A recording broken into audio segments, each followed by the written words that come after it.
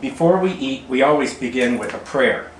So, grace, let's say grace. What do you do before you eat? Dear Lord, bless me and bless this food, and bless all those who make our life possible, especially our generous benefactors. And Lord, bless dogs. Dogs in the pound and dogs in shelters. Dogs who live on the street, who don't have good homes. And bless Michael Vick's dogs wherever they ended up. And dear Lord, please give me patience with that cat that lives across the fence. Amen. Hi, and welcome back. Today we're going to prepare a dish that is from the low country of not Holland or the Netherlands, but the low country of South Carolina and Georgia. It's become very chic, very popular. You can find it, excuse me, you can find it in restaurants now, where when I was growing up, you never found it at restaurants. You only found it in Mama's kitchen. And that was shrimp and grits.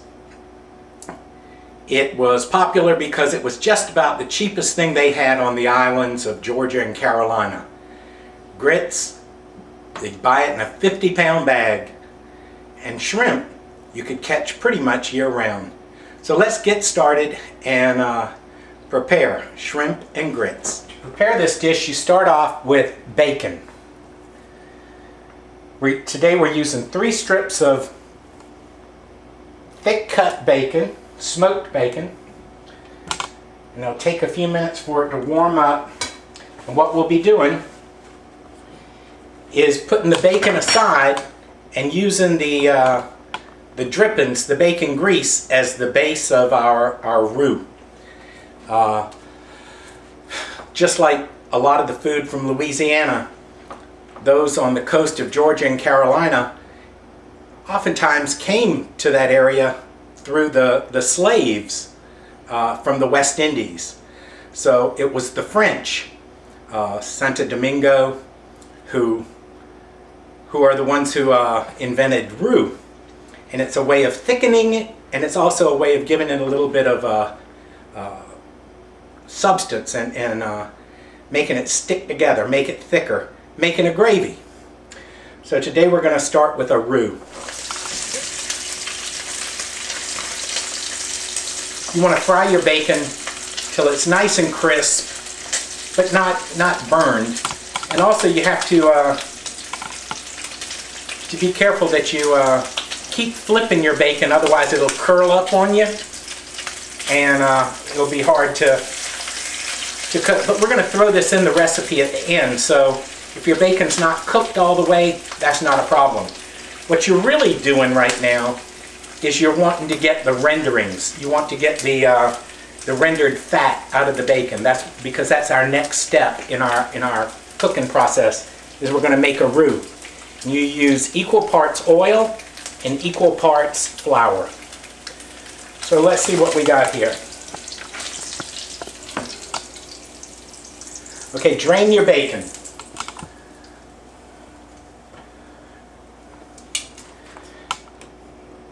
Now lower the heat on your fire, because you want to brown your flour, you don't want to burn it.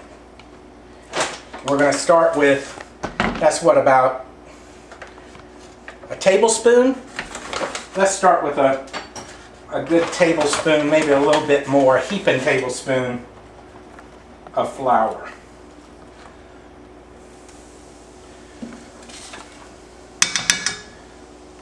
A wooden spoon or a whisk is helpful here. And this is how you make a roux. One of the brothers in the order, Brother Herman, his mom is from Grand Coteau, Louisiana. She's a great cook, and she's the one who actually taught me how to make a roux. Of course, we were making a roux for gumbo then, and she said, you want the color of your roux to be the color of an old penny. Well, for shrimp and grits, we don't need it quite that dark. And this is just about dark enough. It's darker than a blonde roux, but it's not near as dark as a gumbo roux. The way to make your roux stop cooking, take it off the fire, but it's still cooking because the pot's hot. But when you add your vegetables, we're adding a half a cup of red pepper, a half a cup of onion,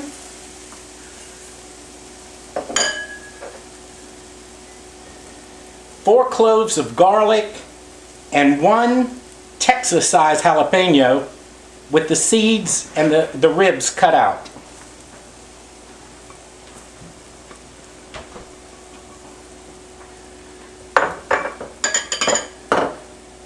There we go. When you add your vegetables, your roux will stop cooking, and as the moisture comes out of your vegetables, your roux will thicken up a little bit.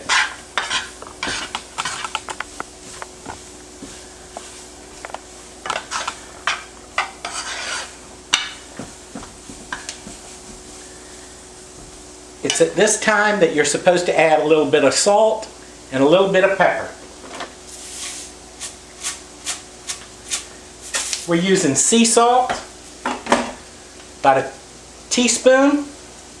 You can always add more. You can't take it out. We can be a little more generous with the pepper. About a teaspoon, teaspoon and a half.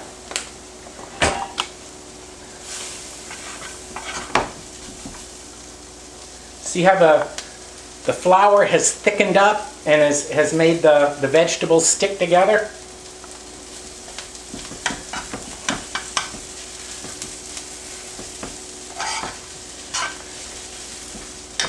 In the meantime, we can start our grits. The ratio of grits, water to grits, is 4 parts water, 1 part grits. So, if you want 1 cup of water of grits, you want 4 cups of water. So what we're going to do is, right now, just make a little bit.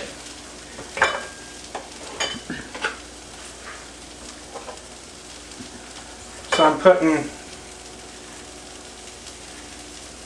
a 1/4 cup of grits,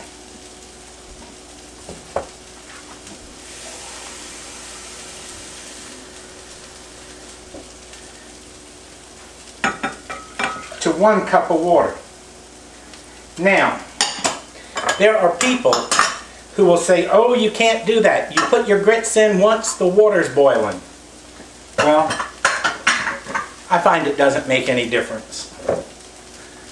And this way I can put the grits in and then the water, and the grits won't stick to my cup.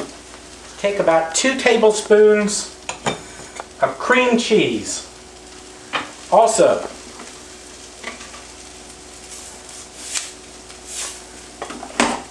for grits, don't be afraid to put salt in them. And you have to put salt in at the beginning. Otherwise, you'll never be able to get enough salt in your grits. So, let's put them on. And I'm going to put a little bit of butter. Just about a tablespoon. Let's stack our bacon up.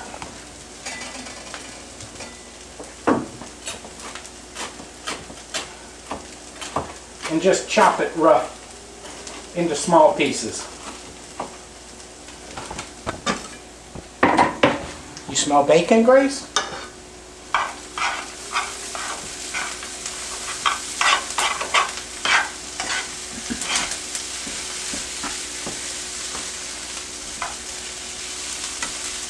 When your vegetables are nice and tender, it's time to add the shrimp. Today I'm adding 1 pound of shrimp.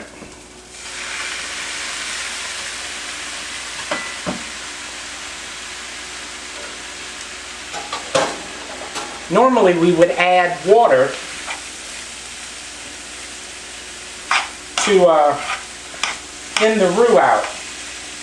But usually there's enough water in your shrimp that will come out that'll, watch, it's going to end up making a nice gravy. This is my secret ingredient.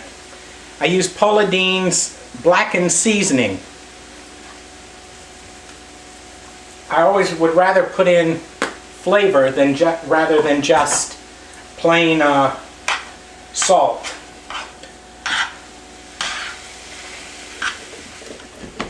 Really doesn't take shrimp too long to cook.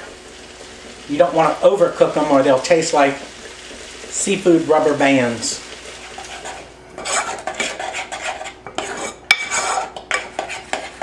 There we go, shrimp and grits.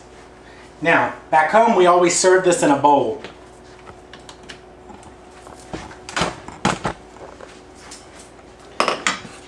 So let's start with some grits.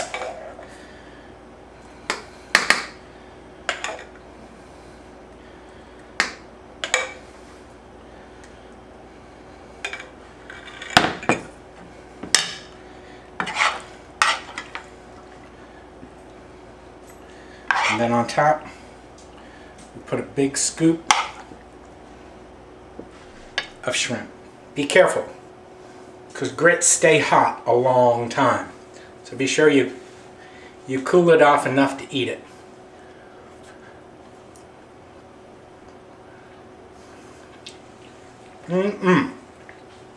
Delish. Enjoy.